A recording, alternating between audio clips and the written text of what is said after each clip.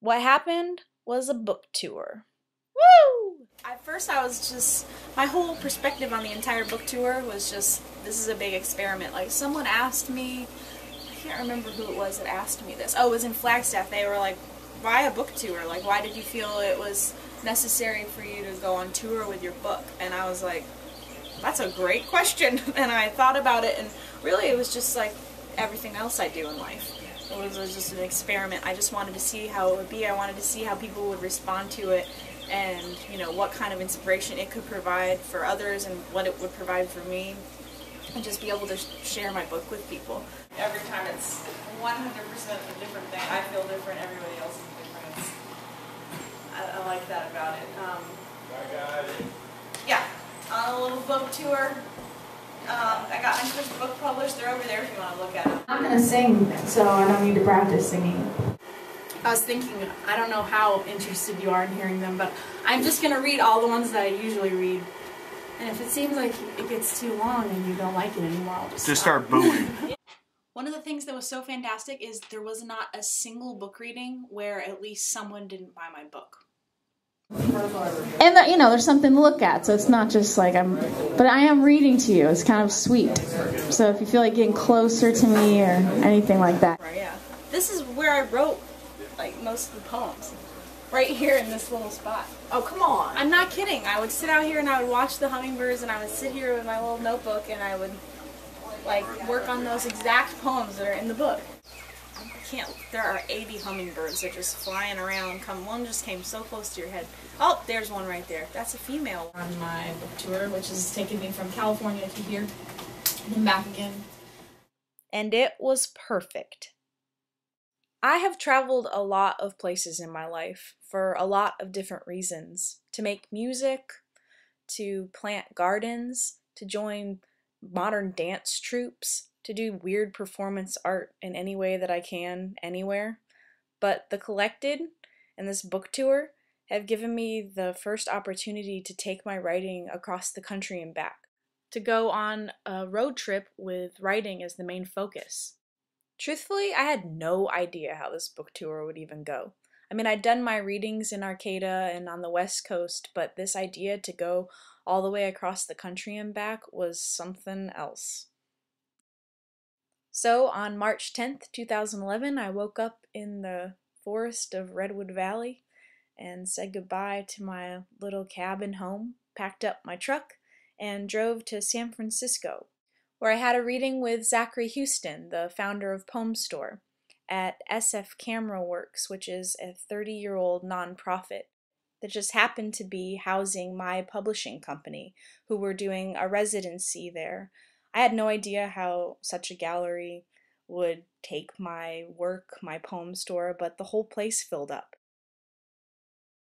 I'd say that the highlights of the San Francisco reading were getting Zach Houston the opportunity to read, because he hadn't really read to an audience before, and seeing his work and listening to him was really exciting. He did a really great job, and I met a woman who recommended me for this fellowship, and I also was just talking to a lot of other writers in San Francisco who were really supportive and inspired by my work, and that was a really good way to start off the trip. So the next day I got on the road to LA to meet up with my road partner, this guy. Grant turned out to be the best tech possible, and we were instantly Team Nitro. I couldn't have done the trip without him. He helped me load in and took me into the desert, where we came across many things to look at, waved to all the train conductors. I found some really wonderful treasure. We also came across this house, which we purchased and planned on living in happily ever after. We also visited another house, which we don't really need to talk about. This is the hotel room that we stayed in, and I promptly woke Grant up very early the next morning so that we could go to the Grand Canyon, where I took Tupac Shakur, thinking maybe he hadn't gone before. Grant also almost fell into this canyon, the Grand Canyon. So when we got to Flagstaff, I let him talk me into staying at the Clark Gable suite in the Monte Vista Hotel, which turned out to be a good idea for many reasons.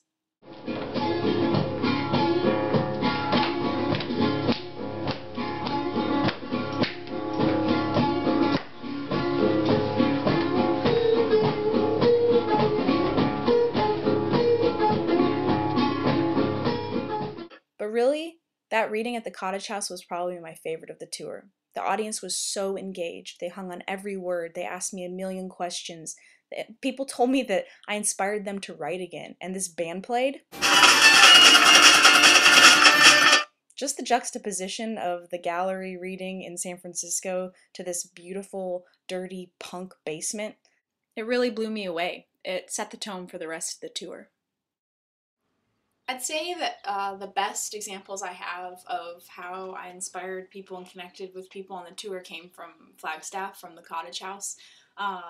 There were these two punk, queer Navajo kids who were ecstatic when my performance was over. They wouldn't stop hugging me, and they said that they had just never seen anything like it, and related to me about traveling and things like that, but just they also compared me to some of my favorite artists, and that was a really special moment. There was this other kid, this long, dready, crusty punk kid who was like, I used to be a slam poet, and I'm gonna do it again, and you made me want to, and he was really excited. And there was this other girl who was a photographer, and this is the first time I'd ever had this connection, but this photographer was like, your project with the photography, and she started talking all about the photos and paid all this attention to the details of the photos, and said she was inspired to do some sort of project along the same lines with her photos, which made me really excited. But I think the best thing about that, though, was after all of that and all the people got so close to me and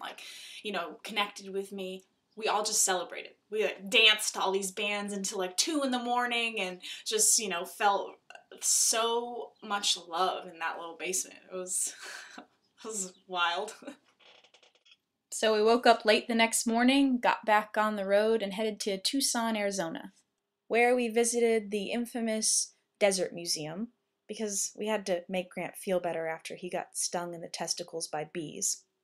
Anyway, the Desert Museum. It's totally worth going to. Incredible. Full of many facts, many creatures, lots of desert plants.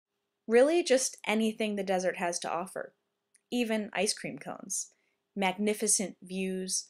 Lots of really wild things that you can touch. And did I mention lots of ice cream? I was very happy. The place I read at in Tucson was called the Boxing Gym. It actually is the old boxing gym, and they have goats running around in their front yard. My friend Logan set this reading up for me, and I didn't know what to expect, but when I got there, the whole place was full. I couldn't contain myself.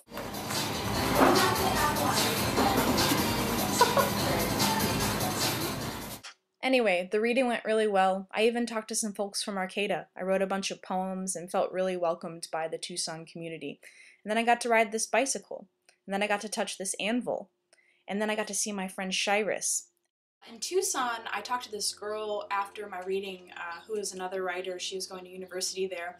And she talked to me about the universality in my work and how looking at a photo of someone else and taking, an experience from your own life or just connecting to an experience and a possibility of what those people might have gone through and presenting this kind of universality to an audience is a really, she said it was just a really important way for her to connect to her own process of living, and that she wasn't used to having writers come through who were so open and able to communicate as opposed to being really competitive, and that she's in a university setting, so many writers that she comes across are really competitive, and she was so thankful for having someone come and just share and be really open to talking about, we talked about the process of my writing the poems and what it meant to me and how I did it. And the hardest thing about any one of those readings was the babies in the audience in Tucson.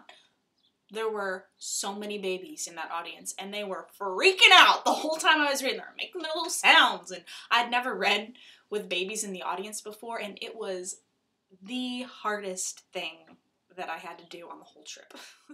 And then we were back on the road. We were heading through Texas, where we slept at a truck stop and had a little issue with the Border Patrol. Well, that's another story right there. We'll tell at some other point. But Texas is actually quite beautiful. We visited my friend and his family, got to hang out by the river. Grant got to daydream about fishing, while I got to climb a huge live oak tree and collect bones. Lots and lots of cow bones, which I packed into my truck after thanking the cattle, the living relatives of those bone givers.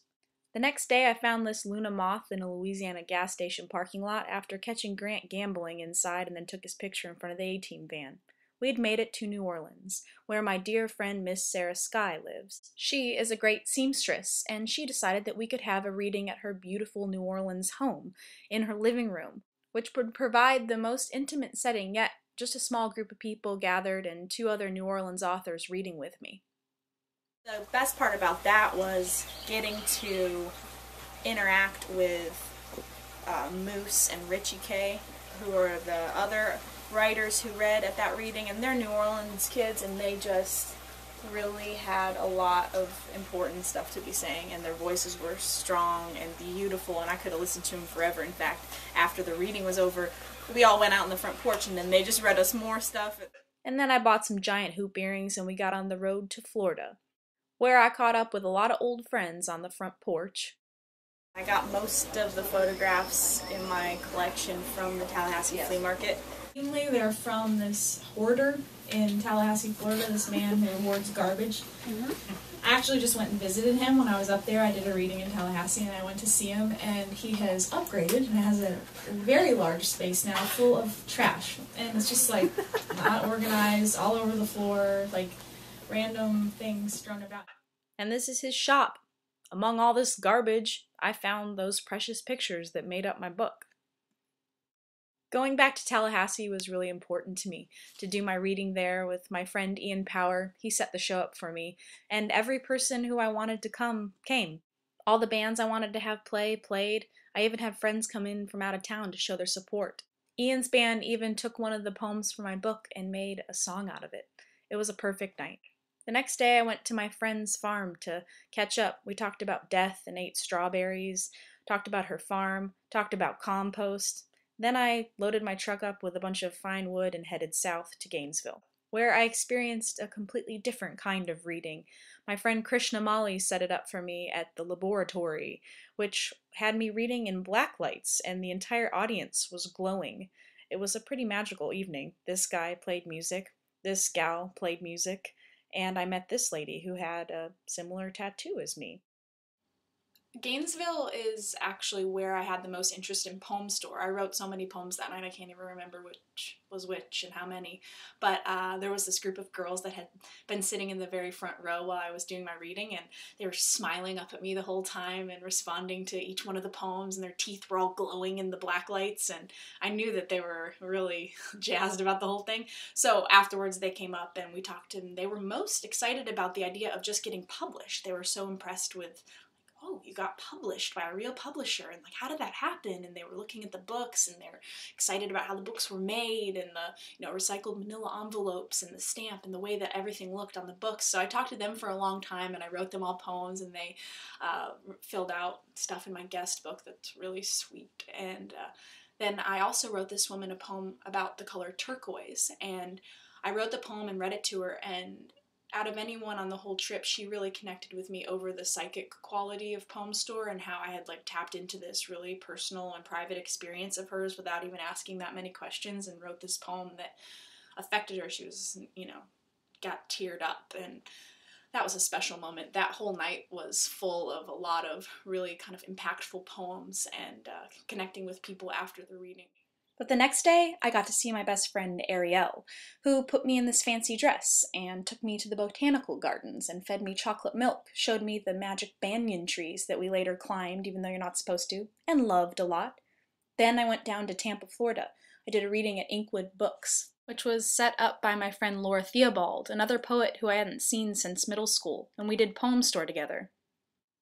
The reading in Tampa was really unique out of the whole trip because it was in addition to many of the other readings, it was a reunion with Laura, who I hadn't seen since middle school, who I'd found on the internet, who just randomly happened to be another poet with a typewriter. She had really inspired me as a kid.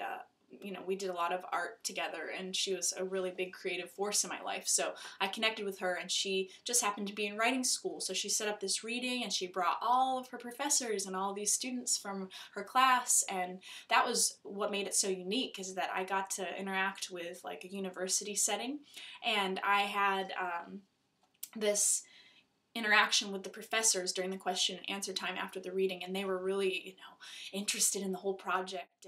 So Florida was great, but it was over, and I was excited to move on, to get to my next reading in Albuquerque, New Mexico at Winnings Coffee. This one was set up by my friend Mark, who I used to be in a band with in Portland. Here, Miss Megan May met up with me, my next road partner. She was a great addition to the trip, and this final reading turned out to be just as special as the rest. The show in Albuquerque was the last show of the tour, so of course it was pretty special. Unlike any of the others, because I was really emotional in a different way, thinking, oh my gosh, this tour is over, and I just finally did it.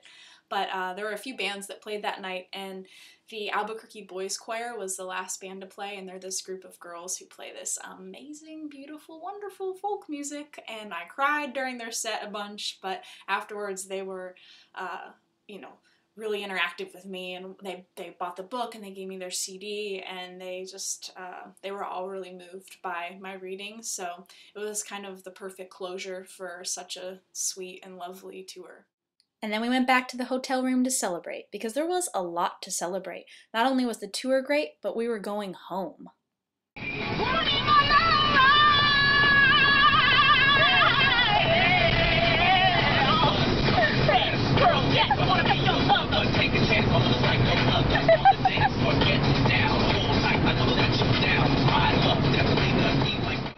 Yeah, I'd been on the road a whole month. I was tired. I was ready to go home. I'd seen a lot of fantastic things, done a lot of fantastic things, but I was really ready for my little cabin in the woods, ready to sit down and write something else, get on to my next book.